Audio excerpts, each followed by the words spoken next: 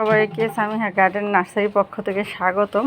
আজকে আপনাদেরকে দেখাচ্ছি একটা নতুন কিছু শিখেছি। আমার অবশ্য ব্রেন ডাল, সেই কারণে আমি সবসময় চেষ্টা করি কিছু শিখতে। আমি কখনোই নিজেকে অহংকারী ভাবি না এবং মনে করি না যে আমি সব পারি।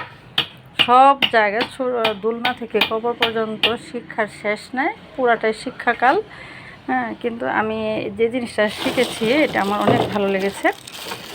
এটা আমি ইউটিউব চ্যানেল দেখে যখন ফেসবুক ঘাঁটতেছি দেখি আমার সামনে এটা আসছে এবং এক আপু এটা দেখাচ্ছে, আমার কাছে খুব ভালো লেগেছে। যে বোতল আমি যদি রেখে দেই এদিক ওদিক দৌড়ায়, ভালো লাগে না, নোংরা হয়ে থাকে ঘর। কিন্তু এটা আপনি যদি ব্যাগেও রাখেন ব্যাগ তাড়াতাড়ি ভরে যায়। এটা যেটা করেছে, বোতলটা বাহির দিকে এবং পলিথিনের ভিতর দিয়ে দিয়েছে ক্যাপটা লাগিয়ে, যে কারণে একটা ছোট পলিথিনের ভিতরে অনেকগুলো বোতল দেখেন আটকানো যাচ্ছে।